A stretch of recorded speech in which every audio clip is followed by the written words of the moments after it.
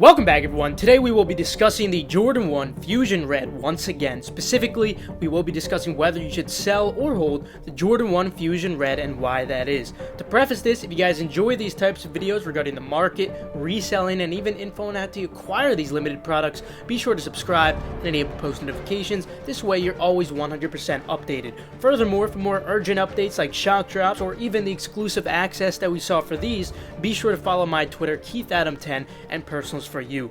For those who do not know, the Jordan 1 Fusion Red releases on June 12th, tomorrow. Retail will be $170. Be sure to watch my video on how to cop these if you have not yet, and of course if you are watching this before the drop, but otherwise, let us continue. In order to determine if the Jordan 1 Fusion Red will be a fruitful hold, we will cover an estimated range of what the sneaker will settle at after the drop, and also when shipments come in, essentially the pairs going into circulation, whether they're expected to increase post-drop or even hypothetically decrease, along with how much specifically over specific periods of time, and finally, what type of margin are we looking at for these in terms of holding, not the retail to resale initial margin, but rather just a hold over X period of time. Basically, are these actually going to be worth your time or not? Kicking it off, let's discuss the estimated range of what these should be settling at. To begin with, stock for all sizes combined worldwide is under 85,000 pairs. This is just slightly below than what we normally see for Jordan 1 highs, but not as much as you might assume since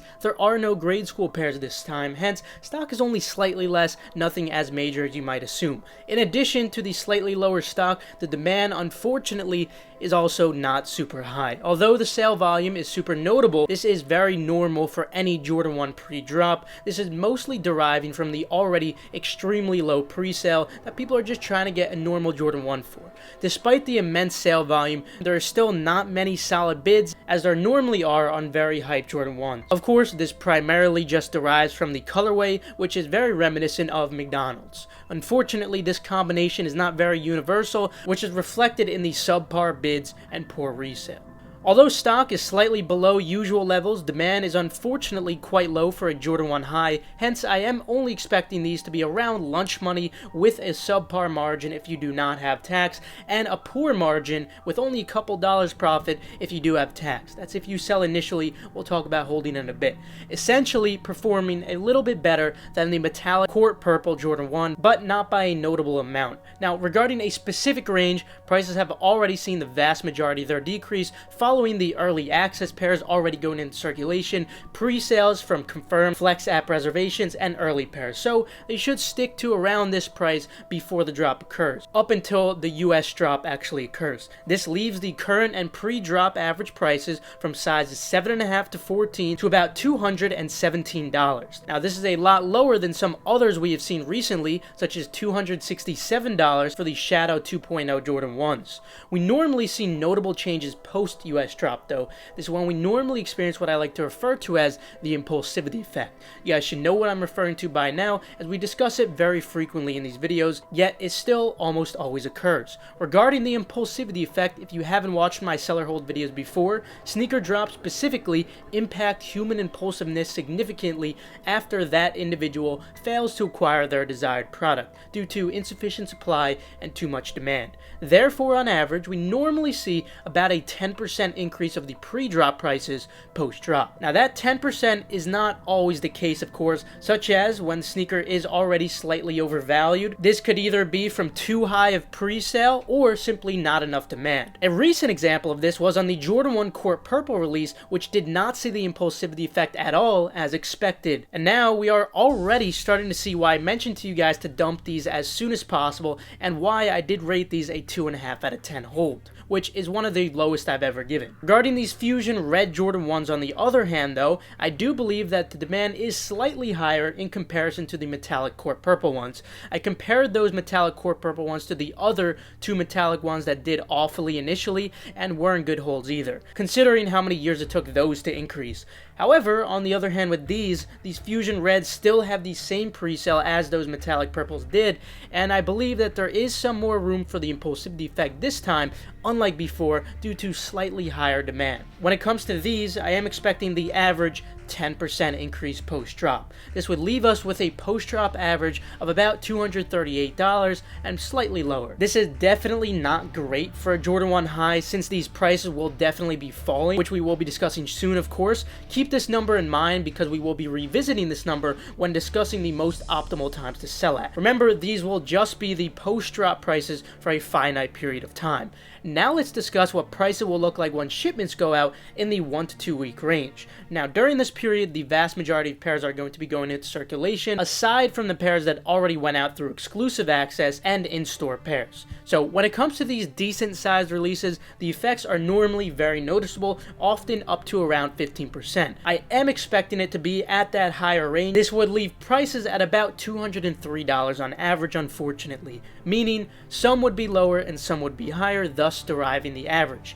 Evidently, this is still easy small profit if you do not have tax in your state, just a subpar margin. But if you do have tax, at best a poor margin, allowing for only a few dollars in profit. Now that the average price ranges at those points in time are evident, let's discuss whether they're expected to increase post-drop or even hypothetically decrease. The first thing that stands out to me when it comes to these specifically has to be the fact that they may potentially be slightly undervalued. Although this certainly is not the most desirable colorway, the resale will be and is already extremely low for a Jordan 1 high in general. It's at around what the metallic women's Jordan 1s were, which are worse in multiple different ways than these for reasons that I did discuss in that seller hold video. So despite demand being quite low on these, I do still feel that they are slightly undervalued, not by a significant amount though.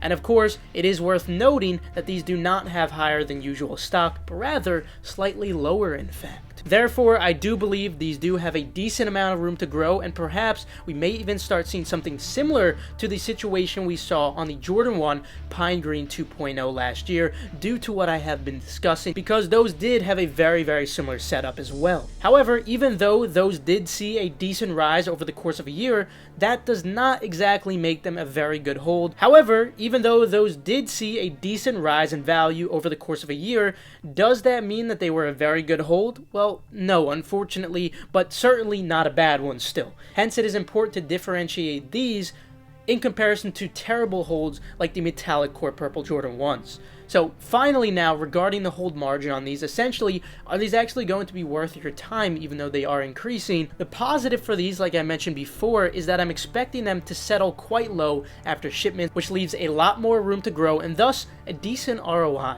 Although we may start to see an increase in only a few months, similar to the Pine Green Jordan 1s, you must also keep in mind that in terms of value, they didn't increase a ton. They're only sitting about just over $300. So while I can see this being the case on these Fusion Reds in about 1.5 years for these, it is still not above the average ROI, potentially just shy of what we considered an average 1-year ROI if these can hit $300 from a bottom of $203. So this could potentially leave you with about a 40 to 45% ROI, which definitely by no means is bad, and that's assuming that these don't break 300 within the course of a year. Overall, I decided to rate this a 5 out of 10 hold, essentially an average hold, which is a good thing. Don't think 5 out of 10 is bad like you might see on some of your exams. Since this potential ROI is just shy of what we consider to be an average ROI within 1 year, and I felt it was a little bit unnecessary to give this like a 4.7 or 4.8 rating since I can't predict the future prices exactly anyway. I decided to be a little generous with this one and give it that average rating of 5 out of 10. So despite the relatively low demand because of the already low pre-sale,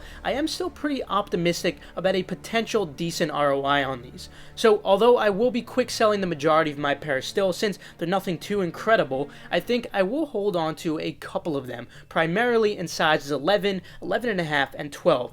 Although these aren't the best hold by any means, but there haven't been too many holds recently that I felt good about, at least within the last half month, so I do kind of want to hold something, so I will be holding at least a couple of these. Also, just a note in general for anyone considering holding any items with low capital, you should never hold anything in general if you don't have sufficient capital to go for as many drops as possible at your full potential without holding back. If you do need money to go for all drops, try to sell these during that impulsivity effect that I did mention before.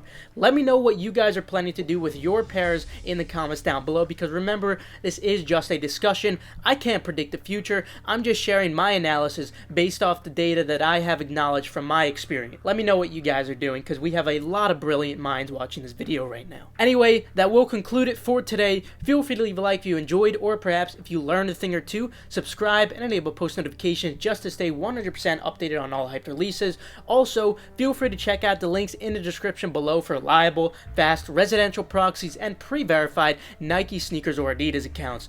Also, feel free to follow Endurance's Twitter for updates on restocks or key giveaways, and the same goes for Gargantua if you want to keep up with the progress or potentially free beta keys in the near future. Last but not least, make sure to follow Keith Adam 10 and Personals for You so you guys stay updated on all urgent info like I was discussing today. With that though, I will see you guys later. Have a fantastic rest of your day.